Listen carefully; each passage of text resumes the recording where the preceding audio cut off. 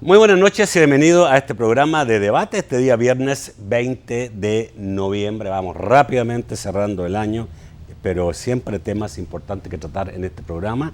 Hay uno que en lo particular encuentro muy buena idea, muy buen proyecto, que fue la confección de este documental, Los Archivos Perdidos de El Salvador, que ahora ha estrenado su tercera parte y que se refiere básicamente a la parte de la paz. Hay que recordar que fueron 3 capítulos, el primero fue sobre las causas del conflicto que fue estrenado exactamente hace un año, en noviembre del 2014, después vino en enero de este año la guerra, la parte de la guerra, y ahora estamos en la parte de la paz, o sea, los últimos de lo que fue las negociaciones para el conflicto armado, la ofensiva final, negociaciones y los acuerdos de paz. Vamos a conversar con 2 personas que han sido fundamental en la elaboración de este documental. No está con nosotros Gerardo Mason, a quien vamos a saludar, y sabemos que está en Estados Unidos con su niño que está un poquito enfermito. Saludos también a Pipe, saludos a Gerardo, que ha hecho una tremenda labor.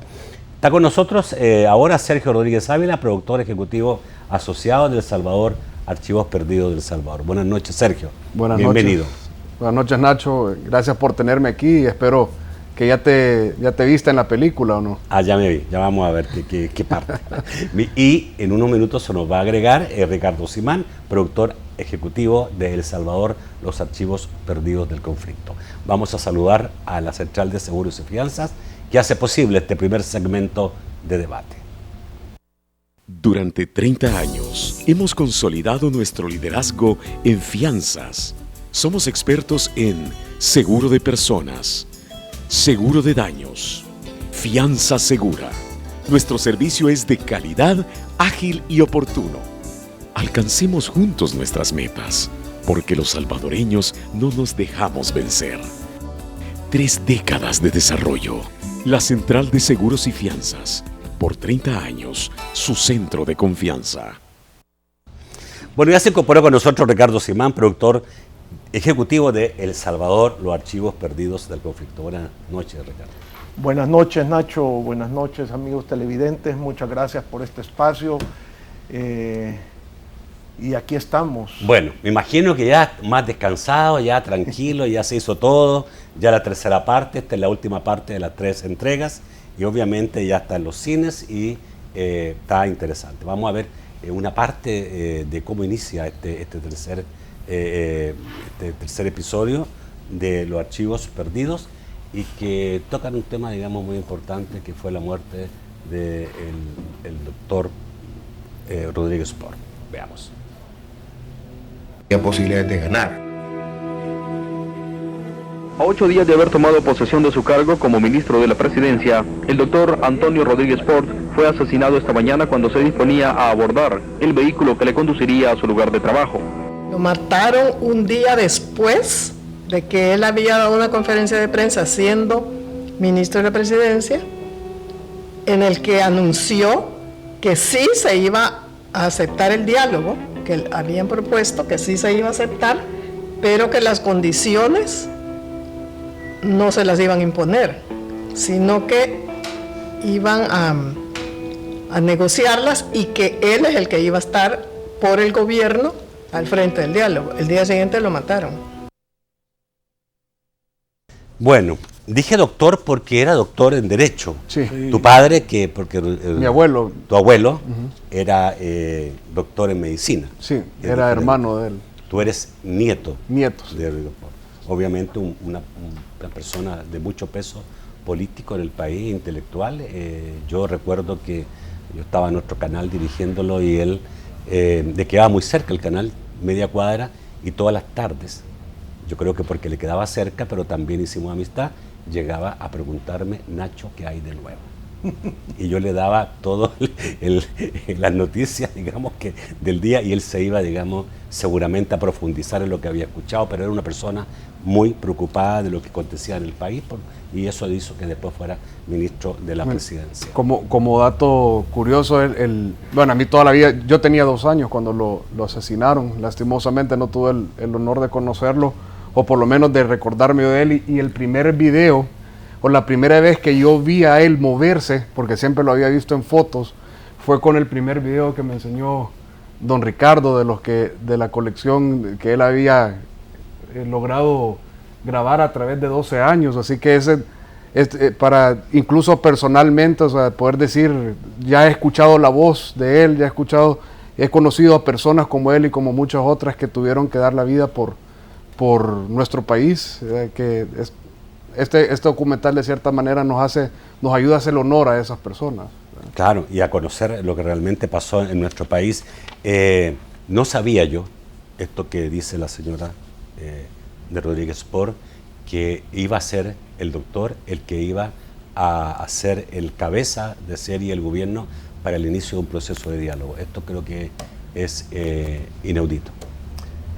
Sí, Nacho, verdaderamente a mí ese tema y el aprecio, cariño que le teníamos al doctor Rodríguez Sport, en mi caso personal, fue un golpe durísimo porque yo trabajé varios años con él en la Cámara de Comercio Claro. e Industria.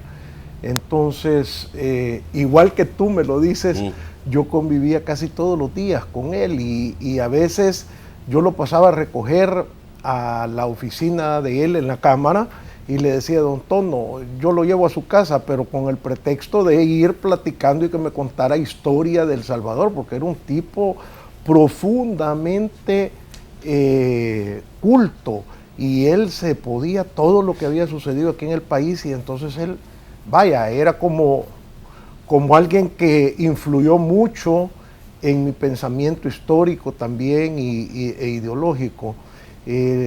Don Tono era un hombre bueno, la única arma que él tenía era su pluma.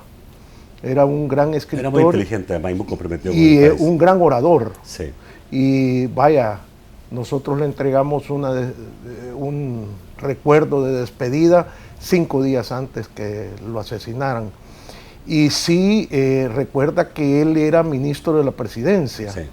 Y que el que llega a sustituirle, el doctor Oscar Santamaría, fue el ministro de la presidencia y al mismo tiempo fue el que encabezó la Comisión Gubernamental de Diálogo.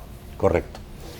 Yo no sabía que él era el que iba a ser el encargado de manejar esta mesa de diálogo y no me cabe duda que lo hubiera hecho muy bien y que era un hombre que era capaz de tener ese nivel de cargo.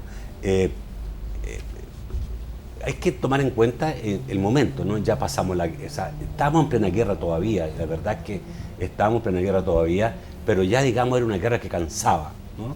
Estamos hablando, ¿qué año murió el doctor? 89. 89, o sea, recién llega el mismo presidente año, Cristiano. Es el mismo año donde viene la ofensiva más fuerte que hizo el FMLN, la primera ofensiva que llega a San Salvador, y ya era momento en que todos nos estábamos preguntando hasta dónde va a durar esta guerra, hasta cuándo va a durar esta guerra, y seguramente el FMLN lanza su ofensiva, creería yo, digamos, para tratar de provocar, imagino que inicialmente para ganar el poder, y si no ganar el poder, por lo menos provocar, digamos, algún entendimiento, como fueron los acuerdos de paz.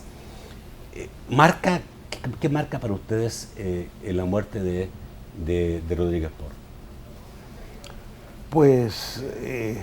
¿Puedo preguntarle si a lo mejor marca el entendimiento que no todos estaban de acuerdo en el FMLN con ir a un proceso de diálogo? ¿Lo mataron por eso? La verdad no te sabría decir Ya. porque nunca se hizo una investigación a fondo y se llevó a los tribunales a los culpables. Todos son especulaciones y puramente pensamientos, deducciones de qué fue lo que pudo haber motivado este asesinato. Era un hombre de paz, o sea, él nunca había empuñado un arma, él solo esgrimía sus ideas, tanto en la televisión, en la radio, en la prensa, era un excelente orador, defendía las causas de las libertades. En su época joven de universitario, militó en las asociaciones universitarias que eran algo de izquierda, o sea, él tenía un pensamiento bastante equilibrado. La verdad no entiendo hasta ahora cuál fue la motivación del asesinato. Solo puedo comprender que mentes maquiavélicas y sin ningún principio o valor quisieron destruir una vida valiosa y de un hombre que no hacía ningún daño en otra forma, pues... No. Ya está, pero ya estaba en ciernes un proceso de diálogo. Si el gobierno ya lo había Esta era presión para que él el fuera, claro, entiendo. ya había en proceso y uno que se pregunta ahora, ¿será que algunos no estaban de acuerdo y quisieron, digamos, frustrar este proceso de diálogo en ese momento? Eso da la impresión. Del sí. lado de la guerrilla. Claro, por supuesto. Creo que es importante aclarar que esto no es un documental periodístico investigativo. No, por supuesto. Entonces, podemos tener nosotros nuestra percepción. Pero yo creo que ustedes, con todo lo que han visto en estas 52 entrevistas, pues tienen mucha más información que la que tienen hoy día y pueden sacar conclusiones que uno, digamos, antes no podía sacar. Creo, Nacho, que lo importante de este documental es que nosotros en ningún momento emitimos una opinión. Sí. Ahí está el público en general que la saque. Son 50 y pico de entrevistados de todas las tendencias, de todos los colores, y creemos que ha sido sumamente balanceado. Tú me preguntas del doctor Rodríguez Port, a mí eso me causó un golpe tan fuerte emocional que lo llevo todavía adentro, en el corazón, el recuerdo de él. No el odio o el rencor, o mucho menos, pero me da emoción cuando hablo del doctor. Bueno, y están en ese mismo año que muere el doctor Rodríguez Port, están los acuerdos de paz. Los acuerdos de paz, primero tiene todo un proceso que ustedes narran a través de la luego después de eso pasamos a la ofensiva final hasta el tope. Y que a donde lamentablemente asesinan a los sacerdotes jesuitas. Sí, correcto. Eso también es sumamente deplorable, y en vez de hacerle un bien al país o al gobierno o al ejército, le trajo muchas consecuencias negativas. Vamos al corte y vamos a volver a ver exactamente esa parte, cuál fue la ofensiva final y el inicio del proceso de diálogo en el país. Ya volvemos. A ver, vamos a ver el segundo video que tenemos en relación a esta tercera parte de los archivos perdidos en El Salvador. El padre Ignacio Ellacuría y 5 sacerdotes más fueron asesinados esta madrugada en las instalaciones de la Universidad Centroamericana José Simeón Cañas. Este hecho fue condenado de forma inmediata por el gobierno de la República. Ese mismo día que los mataron, yo fui con Monseñor Rivera y Monseñor Goyo Rosa a hablar con Cristiani. Y yo le dije, ya esto, le digo, mire, yo oí este tiroteo y las distancias son estas, aproximadamente, y entonces tiene que ser el ejército. La izquierda asegura que usted mandó a asesinar a los jesuitas. Mire, de izquierda siempre, siempre trata de denigrar o de culpar o de echarle tierra a lo que no le gusta. Son partecitas muy cortas que estamos sacando de todo lo que es. ¿Cuánto dura la tercera parte? 1 hora 50. Una hora 50, donde en esta parte se narra todo lo que es la ofensiva final, que fue una ofensiva bastante fuerte, que duró como 10 días aproximadamente, que tocó las fibras más íntimas de San Salvador y que obviamente nos estuvo a todos entre asustados y viendo qué hacemos, ¿no? Pero, y después viene todo el proceso de paz. Pero en esto, digamos, en plena ofensiva, el día 16, el 11 inició la ofensiva, el día 16 matan a los padres jesuitas en su casa habitación dentro de las instalaciones de la UCA. Un golpe duro para todos. Yo creo que todos éramos de alguna forma cercanos, ya sea en amistad o digamos en esta cercanía que se produce a través de la televisión, del padre Ellacuría, del padre Nacho Martín Baró, de todos esos curas, ¿no? Fue importante realmente y fuerte. Definitivamente, la verdad que de esos episodios muy, muy lamentables que sucedieron durante el conflicto armado del país. En la película también, bueno, en el documental tuvimos la oportunidad de tener a las personas que lideraban el país en ese momento. Yo creo que la reacción, la porción de la entrevista del padre José María Tojeira, también el expresidente Cristiani, es muy buena, porque cómo casan las historias, y así es como te venís a dar cuenta que ambos están siendo honestos también, ¿verdad? Y creo que es como dice el presidente Cristiani, fue un hecho que no le trajo nada bueno a nadie, ¿verdad? Solo le afectó a El Salvador en cuestiones negativas, también a los que estuvieron involucrados, al lado del ejército también, y pues son cosas que no podemos volver a permitir que sucedan. Cristiani, ¿se abre mucho en la entrevista? ¿Quién? ¿El expresidente Cristiani? Pues creemos que él narra, tuviste ahí Sí, que sí. es la única pregunta en todo el documental que queda narrada con voz del entrevistador, Ajá. para que quede claro cómo quisimos profundizar en esa parte. Y el presidente Cristiani con toda honestidad y transparencia ha respondido, pero también es importante ver lo que asevera y dice el padre Tojeira, ¿verdad? Y que hace un análisis bastante, le dedicamos mucho tiempo a esa parte de la historia, de la negra historia de nuestro país, que nunca debió haber sucedido, porque mucha gente critica y dice, el presidente Cristiani o protegió o no, o ordenó. Esto es una opinión muy personal. El presidente Cristiani se había apoyado en el padre Yacuría, y ahí se ve, se narra eso en el documental, para que él le ayudara a encaminar el proceso de paz. Entonces nadie en su sano juicio va a hacer totalmente lo contrario. Entonces yo creo que esto estuvo fuera del alcance de él, ¿verdad? Bueno, hay que recordar que muchos, incluso gente, criticaba una cercanía de Cristiani con el padre Yacuría, porque fueron relativamente cercanos, y Yacuría llegó a decir que él tenía confianza en el presidente Cristiani, en lo que estaba haciendo y para dónde pensaba llevar al país, porque ya el presidente Cristiani le había dicho que quería hacer un proceso de diálogo, que era obviamente lo que la UCA había estado señalando hace mucho tiempo antes. Y lo que yo recuerdo haber oído en el documental del padre Tojeira, que Yacuría también visitaba al general Ponce. Entiendo que siempre había toda esa relación, ¿verdad? Pero con el presidente Cristiani se dice ahí claramente que su primer paso antes de tomar posesión para iniciar el diálogo fue pidiéndole al padre Yacuría que fuera a Nicaragua a hablar con los comandantes, a preguntarle si había la intención de hacer un proceso de paz. Yo creo que hubo cierta colaboración entre ambos. Se deja evidente que sí. Y vaya, que cosas que ni nosotros que habíamos grabado todo esto teníamos conciencia de lo que Roberto Dabuizón protagonizó en el proceso de paz, que él fue uno de los que le facilitó dentro del partido y las instancias militares el proceso de paz al presidente Cristiani. Y ahí lo dicen varios comandantes de la exguerrilla. Dicen que Cristiani, porque muchos creen que Dabuizón ya estaba enfermo y que no tenía ninguna posibilidad de haber sido parte de este proceso.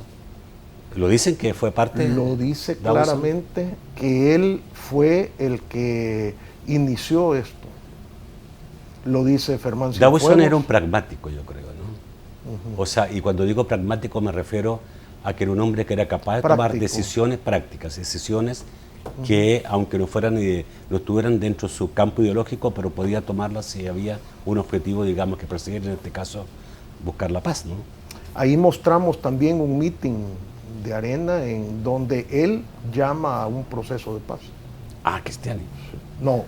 Perdón, Dabuizón. Sí. Bueno, son cosas interesantes porque la verdad es que lo hay más que importante... No, si no les vamos a contar aquí el no, pero es que lo más importante de todo esto, lo más importante de este trabajo que ustedes han realizado por tanto tiempo, porque aquí, según tengo información, 18 meses de investigación, 250 horas de material inédito y casi 2 años de producción tomó este trabajo, ¿no? Entonces es un trabajo largo que en el fondo lo que nos deja a nosotros es la posibilidad de ver cosas que con el tiempo empiezan a borrarse. Hubo otros que no han visto nada. Yo no sé cuál ha sido la reacción que ustedes han sentido de la gente en relación a ver este tipo de trabajo de documental informativo. Pues en general ha sido una aceptación muy buena. Yo creo que el objetivo más importante se ha cumplido, y ese es crear interés sobre la historia. antes de comenzar este proyecto, nosotros ya trabajar en equipo, porque realmente don Ricardo lleva como 30 años trabajando en esto, porque comenzó a grabar en el 79. Nosotros comenzamos a trabajar en equipo, en conjunto también con Gerardo Mason y también otros, pues es un equipo grande, hace 4 años. Pero antes hicimos unos estudios de mercado de qué es lo que mi generación, los millennials, como le gusta decirlo a los mercadólogos, que no vivimos la guerra, o si algunos la vivimos, no nos recordamos de ella porque estábamos muy pequeños, qué estábamos dispuestos a hacer como para darle tiempo para aprender de la historia. Todos nos dijeron que nada de libros. Bueno, por cierto, en uno de los focus groups se le preguntó a una joven que qué opinaba de la guerra de El Salvador. Y su primera reacción fue que le parecía una tontería que habíamos invadido Honduras. O sea, en su top of mind... Se fue a la guerra anterior. O sea, no estaba ni la guerra civil, entonces ni el conflicto armado. Entonces, se ha causado, nos han invitado... yo he visitado a la Nacional, a la UCA, a la Matías, hemos visitado a la ESE, creo que la mayoría de las universidades del país, y se ha causado ese interés auténtico por lo que pasó en El Salvador. Te puedo decir que también después de ver este documental, a pesar de que participé en ello, pero verlo es que en realidad me creo que sucedió. Antes de ver esto, es la típica historia que nos cuentan nuestros papás, que se ponía el helicóptero encima de la casa y que caían los casquillos de las balas en el techo, me sonaba como una guerra, como una película de Vietnam, pero hoy... Se parecía. Hoy, no, se parecía, yo cuando he visto películas de Vietnam, me trae el recuerdo, digamos, cuando yo andaba en helicóptero y veía desde el helicóptero todas las imágenes de guerra, ¿no? Sí, no, se parecía. Pero, por ejemplo, ver a Moisés Urbina en uno de los archivos narrando... Verlo joven.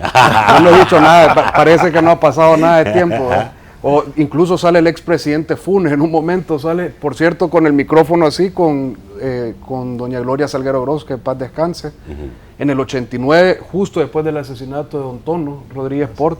O sea, que creerme, hoy poder decir, sé un poco más, me hace, siempre decimos esta frase, aunque suene un poco poético, pero que nuestra generación tenemos derecho a cometer nuevos errores, pero no los errores que ya se cometieron. Yo siempre creo que la historia hay que escribirla.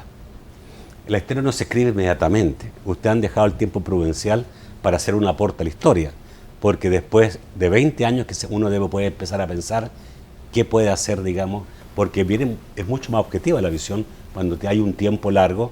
Sí. La historia no puede escribirse inmediatamente, un poco más reposada, pero aún así a ustedes le han dicho, y la única crítica que he encontrado es que es una visión de derecha, este cuento, digamos, que han...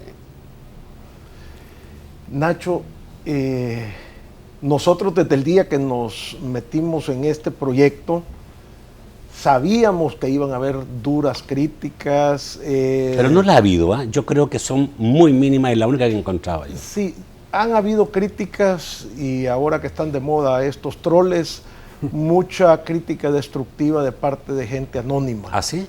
Sí, no lo había leído. Especialmente en el primero y el segundo. Ya. En este creo que ha habido una receptividad o están asustados los troles, a lo mejor están asustados los troles. Algo pasa con los troles, están asustados ya. Es más dirigido a las personas, o sea, a nosotros, pero no, la verdad es que el contenido. Pero es que queriendo que la gente no vea. Quieren descalificar el documental para que la gente no lo vea. Porque piensan que nosotros tenemos cierta ideología, pero si nosotros hubiéramos querido influenciar en el rumbo del documental, hubiéramos salido en él, opinando y diciendo y guiando, pero ahí sale, lo que sale ahí es la opinión de los actores de aquel momento, y algunas cosas no le gustan al gremio de los militares, a los políticos de arena, no le gustan a algunos del FMLN porque se dice esto o se dice lo, pero al final es lo que dicen los actores. Pero además uno, a ver, en tipo documental como el estilo y la narrativa que tiene este documental es un documental donde usted está viendo pedazos de entrevistas y entre medio alguna escena, digamos, de tiempo determinado. Para irlo, digamos, matizando, tiene muchas imágenes de lo que fue, imágenes del archivo de guerra. Pero en general son entrevistas. Sí. Y las entrevistas son a todo tipo de gente, o sea, ahí claro. hay de los dos lados. Nosotros nunca aparecemos, o sea, nosotros no está, bueno, solo en el momento que usted sale como presidente ante la muerte del doctor Rodríguez Port, ahí iba pasando. Sí. O sea, es un archivo de aquel entonces, pero nosotros no aparecemos entrevistados. Además, es contado por protagonistas del conflicto armado de todos los bandos. Y hoy hay que decir de todos los bandos, no de ambos bandos, porque eran como 10 o 15 bandos. O sea, y también regresando un poco a lo que decía antes, que es sumamente importante subrayarlo, este es el primer documental post-conflicto armado. Todos los otros documentales que existen tienen algún tipo, primero fueron hechos durante el conflicto armado y tienen un objetivo político panfletario. Este es el primer producto posguerra, y ahora bien, nosotros no estamos diciendo que es la verdad. Este es posiblemente el producto más completo que hay acerca del conflicto armado. Sin embargo, el objetivo también de esto es causar interés y que nosotros platiquemos, investiguemos más sobre lo que sucedió en este país. Bueno, cualquier documento, cualquier libro, cualquier artículo tiene una visión del que la hizo. Algún toque, todo. Pero obviamente hay unos que son mucho más limpios que otros. En este aspecto yo creo que la dinámica de tener todo tipo de entrevistados y que ellos son los que van hablando, pues realmente, digamos, creo que da una visión bastante, digamos, imparcial de lo que fue esta situación. Vamos al corte y volvemos rápidamente, seguimos hablando y viendo otra parte de lo que es esta tercera parte de los archivos perdidos de la guerra de Salvador. Ya volvemos. Un poco más de lo que es esta tercera parte de los archivos perdidos del conflicto en El Salvador. Con el firme propósito de investigar los crímenes que más conmovieron al país durante la década de los 80, arribaron a el país los miembros de la Comisión de la Verdad nombrada por Naciones Unidas. Un 80 o más, 85% de las atrocidades habían sido cometidas por miembros del ejército y un 15-20%, algo así, por la guerrilla. Eso era, primera cosa, reconocer que habían habido atrocidades por los que habíamos estado negociando. La Comisión de la Verdad lo que iba a dejar era claramente establecido eso.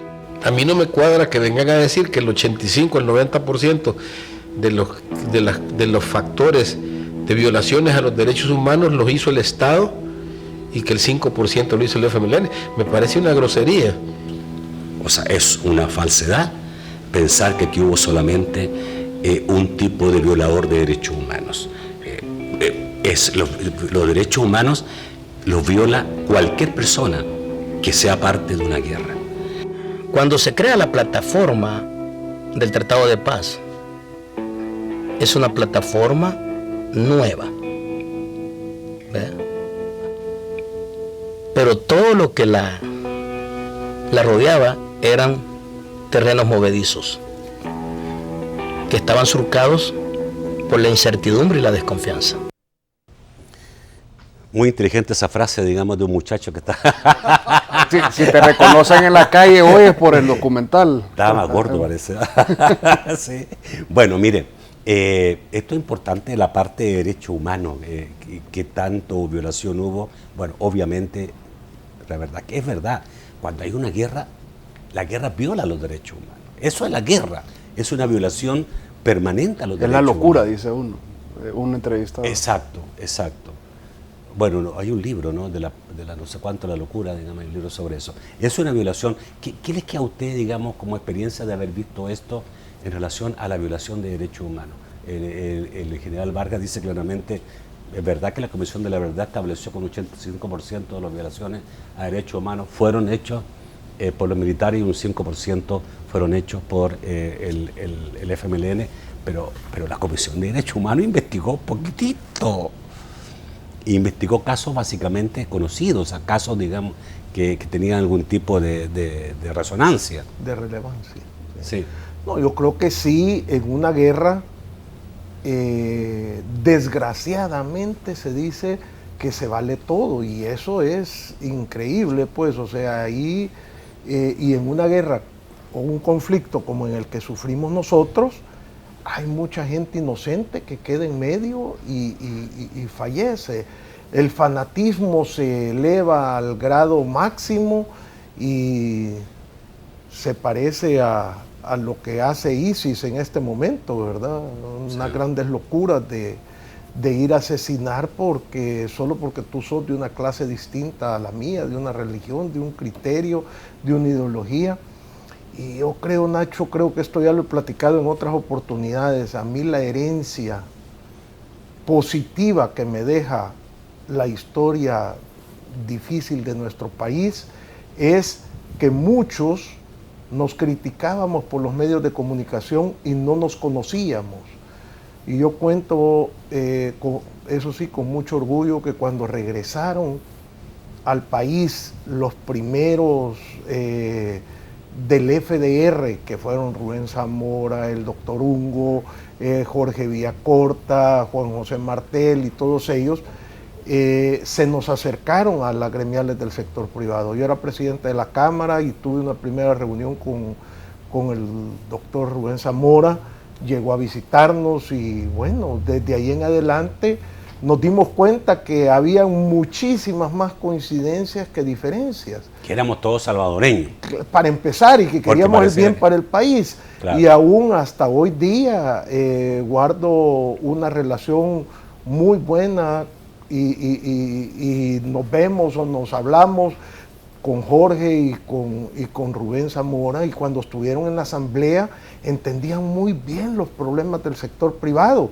Claro que ellos tenían o tienen una mentalidad, una forma una visión de país y todo, y todos tenemos derecho a tenerla, pero no por eso yo te voy a matar. Eso es inaudito, no es aceptable. Debemos de seguir practicando esos ejercicios. Cuesta más. La paz costó mucho y varios años, pero los frutos de dialogar y de llegar a acuerdos son mucho más positivos que los desacuerdos y la confrontación constante. Para mí ese es la herencia más positiva que puede dejarnos. El Papa Francisco pronunció en estos días una de sus homilías más fuertes y más importantes y más certeras, que es cuando habla de la guerra. Y dice, malditos los que hacen la guerra. Malditos. Porque la guerra, obviamente, no es algo bueno. O sea, yo no sé si ustedes, digamos, y tú sobre todo, que has tenido la oportunidad de ver tanto todo este tipo de entrevistas y sumergirte en la historia, si te parece que la guerra era algo bueno. No, en lo más mínimo. Bueno, por cierto, el slogan de este volumen 3 es "valió la pena", en forma de pregunta. Y le preguntamos a todos los entrevistados que si ellos consideran que valió la pena la guerra. Y bueno, tienen que ver el documental para poder ver las respuestas que están. Tú estás preocupado que no se sepa, digamos. No sé, la gente igual va a ir. Obviamente igual se va a entusiasmar. Pero yo creo que bajo ninguna manera se puede decir de que valió la pena que murieran 75,000 personas para poder justificar algunas cuestiones políticas. Ahora bien, sí es importante decir que no, y eso lo dice creo que un entrevistado, que no podemos juzgar el pasado con ojos del presente. No vivía en aquel entonces, pero lo que sí es que más bien pudiéramos hablar de otros muchísimos casos en el mundo donde por medio de la no violencia se lograron objetivos, incluso hasta la independencia de países. Entonces, creo que no valió la pena lo que sucedió en nuestro país. Hay otros que te dirán exactamente lo opuesto. Sin embargo, creo que también depende del punto de vista donde estás parado, y también varios de ellos pues que estuvieron ahí metidos. A ver, aquí hay diferente gente que analiza eso, y que algunos dicen, y respetable su opinión, la guerra fue beneficiosa para el país porque permitió que el país se democratizara y entrara en el terreno de libertad. Eso dice alguna gente y es su opinión. Yo en lo particular creo que la muerte de nadie sirve para nada. O sea, para nada. Y creo que además, creo que la guerra deja muchas cosas muy malas. Secuelas muy, muy fuertes, que duran muchas generaciones, no duran 20 años, duran 50, 60 años en curarse. ¿Qué opina usted? usted que es una persona que ha visto el país, que ha sido dirigente gremial, que hoy día está de productor asociado a este proyecto, tiene una opinión, obviamente. No, la guerra es durísima, Nacho, y al ver nuestro país, uno creyó que en el 92, cuando se firmó la paz, y de ahí en adelante las cosas iban a cambiar drásticamente. Es una frustración especial para las nuevas generaciones ver cómo hemos caído en este proceso de violencia delincuencial y que la gente se siente desmoralizada, desalentada, no hay aquel entusiasmo porque vean un progreso en la solución de estos problemas. Entonces, como que algo nos pasó en el camino y los beneficios de la paz a estas alturas no los hemos gozado. No es posible que a estas alturas estemos en esta situación con marginación o con asesinatos. Pero la pregunta es, y usted que es un hombre que conoce muy bien la empresa privada, aquí en el país se ha dicho que, bueno, y es una verdad, una serie de gobiernos militares amparados por la empresa privada, han dicho mucho, que tuvieron muchísimos años en el país sistemas de dictadura o de gobierno totalitario, y eso impidió que el país entrara en estadios democráticos y que por eso inició la guerra. ¿Ya? Creo que hasta el presidente Cristiani dice lo mismo, dice que hubo causas, cuando fue la primera parte de este documental, el presidente Cristiani habla de causas reales de la guerra y que tenían que ver con esa secuela de gobiernos militares que no tenían, no posibilitaron la libertad de expresión. Pero mi pregunta es, Nacho, en el capítulo 3 lo esboza bastante bien Salvador Samayoa y creo que Marvin Galeas con algún otro. ¿Qué dicen? Porque mi pregunta es que ya no van a ir al cine. No, la opinión personal. ¿Se pudo haber llegado a mejores estadios de democracia y de libertad sin guerra? Si se hubiera entendido que había que dialogar entre todos y haber hecho las reformas adecuadas para democratizar el país, no hubiera habido conflicto. Yo creo que esto fue presionado por esa forma de aquellos gobiernos. ¿Pero se pudo haber logrado sin guerra algunos avances en materias políticas? No te lo podría contestar porque no conocí a las personas de la época, yo estaba muy joven, pues, sí, claro. Y solo por lo que salió en los medios o por lo que hemos visto de los procesos. Pero al hablar con todos estos actores o la gente que nos ayudó en las narraciones y todo, se deja entrever que llegó.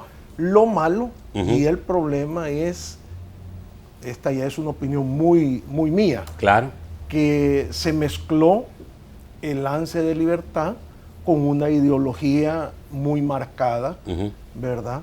Y que ustedes lo podrán ver en el documental. Al final, muchos comandantes de varios de los grupos participantes dejan clara cuál es su posición de por qué lucharon y cómo ven las cosas ahora, ¿verdad? Ahí está muy claro. Entonces, siento que se aprovechó el momento de esos problemas que tú has mencionado, que son reales, que eran reales, con un ansia de tomar el poder por las armas, con una ideología ya... Y con un contorno internacional como es la Guerra Fría, claro, que llevaba y alentaba algún tipo de movimiento en toda América Latina de ese tipo. Vamos al corte y ya volvemos. Sigamos viendo lo que es este importante documental hecho por don Ricardo Simán como productor asociado, por Sergio y tal, pero principalmente como director Gerardo Mason. Veamos. A mí me secuestraron cuando iba camino al colegio, en la mañana del 26 de septiembre de 1995. Algunos teníamos la convicción de que ese secuestro había venido de un sector del FMLN, y ese tema era gravísimo. Son estas las oportunidades que nosotros tenemos para cortar cualquier círculo que pueda perpetuar resentimientos, odio, revanchismos, ira y el envenenamiento, digamos, de la siguiente generación. Dijo alguien, es cierto, no se puede olvidar en la guerra, pero sí se puede perdonar, y eso es lo que hemos hecho.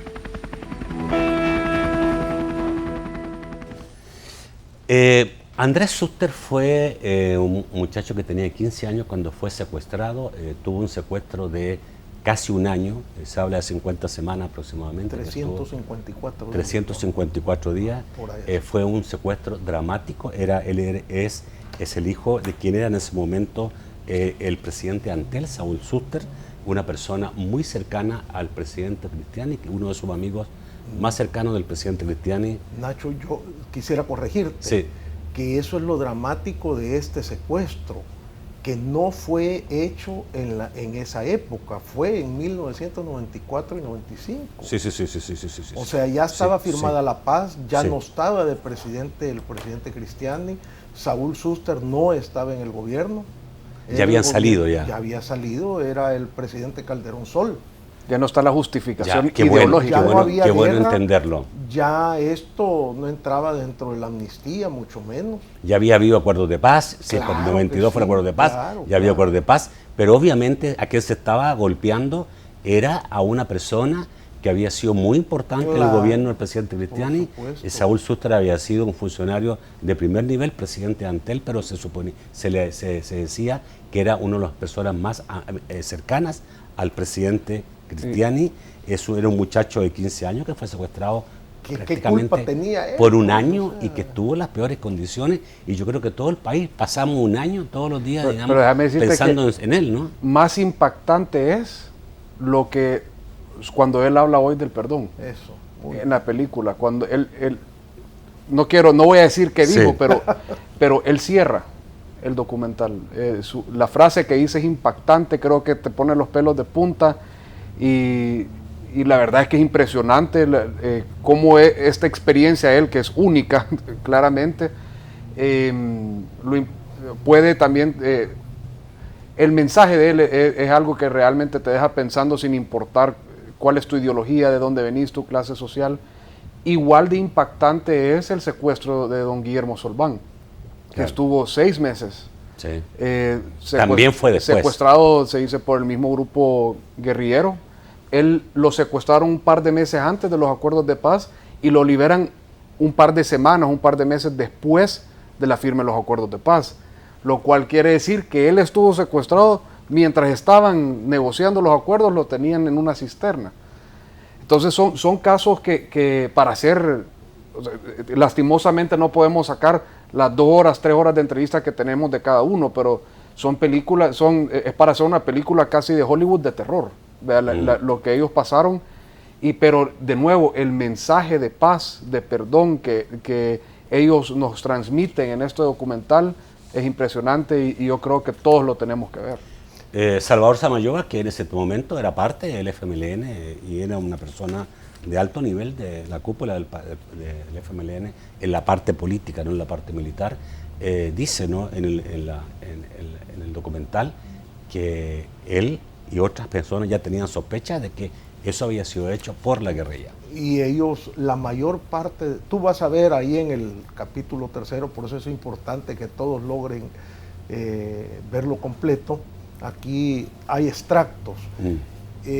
Casi todos los comandantes condenan esos secuestros, porque, y mucho menos... ¿Y esos secuestros quién lo hizo? El de Andrés ha quedado en el anonimato, ¿verdad? Don Billy sí, él dice claramente quién él investigó y quién lo secuestró. Supuestamente van de la mano. Creo que culpa a José Luis Merino. Sí. Esto es un punto importante. Nosotros no le podemos decir, nosotros pudiéramos dar nuestra opinión. En el documental, de la opinión de los que estuvieron ahí y de que investigaron, dicen quiénes consideran ellos que fueron. Algunos lo hablan hasta con evidencias, pero también sacamos, especialmente en el caso de Andrés Suster, los periódicos de aquel entonces, ¿verdad? del mismo caso se pudiera hablar, por ejemplo, del buzón de Santa Rosa en Nicaragua. Yo en lo personal ni sabía que eso sucedió, pero estaba muy chiquito. Y ¿Qué era esto? ¿Era dinero? ¿Qué era? No, el buzón de Santa Rosa. No, era armas, yo sé. No, sí. pero me refiero a todos estos hechos que se dan después de los acuerdos de paz. Yo creo que había una ¿Era la mezcla, búsqueda de qué? Porque obviamente, si ya estaba hecho el acuerdo de paz, ¿por qué se seguía con ese tipo de accionar? Creo que se estaban fondeando, eran dinero. Por dinero y también una carga ideológica, ¿verdad? Pero creo que eso priva. ¿Qué tenía que ver? Mejor, es peligroso un poco verlo así, mejor regresemos al objetivo de que secuestraron a un niño de 15 años. Sí. Claro. O sea, ¿qué tiene eso que ver? No tiene ninguna justificación. ¿Qué tiene que ver un joven de 15 años para que lo secuestres de una manera, bueno, que lo secuestres y además lo tengas en un hoyo, sin luz ni nada, por 50 semanas? O sea, yo creo que es difícil, ahí es donde comenzamos a hablar, valió la pena. Todo esto, o sea, hablar de valió la pena es hablar un poquito de que si a veces está bien de tal tipo de locura. Yo sí quisiera agregar algo que es admirable en Andrés, cómo él ha superado esa tortura que vivió casi por un año, para un niño de 15 años. Porque él estuvo en un sótano. En un sótano, encerrado, en las peores condiciones. En una cisterna. En las peores condiciones. De una casa, me acuerdo. Que un ser humano. Fue sacado de ahí, era pobrecito. Sí. Entonces, yo creo que con la bendición de Dios y con la ayuda, me imagino yo, de profesionales y también de sus padres y todo, el muchacho tiene una carrera muy exitosa, ¿verdad? Estoy tratando de acordarme el libro de la locura de la paz, creo que se llamaba, hay un libro... Sí. Creo que es de Salvador Samayoa, ese libro, sí, es muy bueno, pero me parece que no estoy un poco confundido en relación a eso. Salvador pero realmente... ha sido un buen colaborador del documental, sus mensajes son muy claros, muy definidos, y yo los invito a ver el mensaje que les da a la actual generación de jóvenes y a las futuras. Esta chica nos hace sentir un poco como que lo tenemos muy fácil en comparación. Así como es Salvador de claro para hablar, así es el mensaje final de él, que no podía faltar ahí. Yo creo que fue muy, muy bueno. Bueno, casi todos los mensajes finales, sea de donde sea el mensaje, son muy emotivos. A mí me escribió un señor militar después de que vio el tercero y me dice, mire, yo salí con las lágrimas. A mí se me empañaron los ojos, recordar todo lo que habíamos pasado. Yo creo que se ha emocionado mucha gente. Ojalá que recapacitemos de que eso no puede volver a suceder, Nacho. Eso es lo importante. Tenemos que hacer todos los esfuerzos. La guerra no sirve de nada. Yo creo que la guerra hizo más pobre el país. Creo que la guerra hizo retroceder por 20 años el país. Yo creo que la guerra nos dividió mucho más y creo que la guerra nos dejó una secuela de violencia. Mucha gente aprendió a matar en la guerra y ha seguido matando hasta el día de hoy. Bueno, gracias. Y Salvador le dijo, ¿qué te dijo? Que la tenía muy fácil, los jóvenes de ahora. Bueno, les decimos, tienen que ver el documental para verlo, fíjate pero de que no dijo que lo tenemos muy fácil, más bien es un mensaje. La responsabilidad de los jóvenes. De que hoy ya nos toca a nosotros como generación tomar las riendas de nuestro país y que solo nosotros somos responsables de lo que va a suceder para bien y para mal con nuestro país. Eso le dicen los ancianos en Japón a los jóvenes japoneses. Jóvenes, sí. La tienen muy fácil. Es que nuestra generación... Se pasaron. Sí.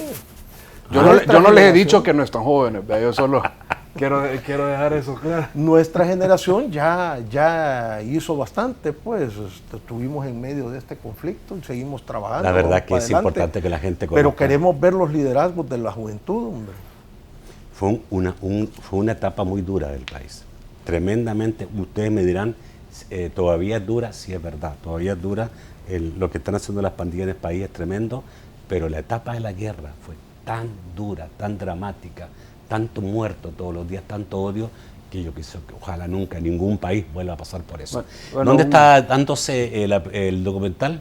si no te importa que diga las No, cadenas con de gusto, cine. Bueno, ahorita estamos en Cinemark y Cinépolis. Sí. Estamos compitiendo contra, siempre nos preguntan cuánto tiempo van a estar en los cines y la respuesta es la cantidad de tiempo que siga llegando gente y que también las películas de Hollywood no nos desplacen. Bueno, ¿verdad? si no alcanzan a ir ahora porque muy tarde, mañana ya saben, digamos, vayan a ver este documental. Yo lo vi y realmente se lo recomiendo. Es importante verlo, pero además es entretenido. La verdad que usted se va a entretener y se va a quedar con la boca abierta y va a salir seguramente. Y están también los DVDs del volumen 1 y 2, los pueden conseguir en diferentes almacenes, farmacias, gasolineras, lugares de artesanías. Y próximamente, en un par de semanas, esperamos, estamos apuntando dentro de 1 a 2 semanas, vamos a sacar un triple pack. Sí es importante decir que esto es un proyecto sin fines de lucro. Ninguno de los que hemos dirigido este proyecto hemos cobrado un centavo. Sin embargo, lo que sí nos ha dejado es bastantes deudas. Entonces, hay que sacar las deudas. La idea es, por favor, que nos apoyen con los DVDs, porque con esto nosotros podemos, además falta la promoción internacional. Nos han invitado ya de universidades en los Estados Unidos, en Europa. Sabemos que hay interés, próximamente lo vamos a sacar hasta en Google, iTunes. Hemos conocido interés de hasta History Channel en los Estados Unidos. También, vamos a apuntar hasta Netflix, pero para poder hacer esto, que este es un proyecto de nación. Se requiere. Es difícil todavía en El Salvador hacer trabajo de cine y yo creo que lo ha hecho muy bien, lo han hecho muy bien, lo felicito. Muchas gracias. Voy a nuevamente recordar a Gerardo, saludos Gerardo, y sabemos que está con su niño en Estados Unidos en un tratamiento, nuestros mejores deseos. Gracias a ustedes, gracias amigo televidente, mañana a ver este documental y yo lo espero el lunes en un próximo programa de debate. Que pasen buenas noches, feliz fin de semana.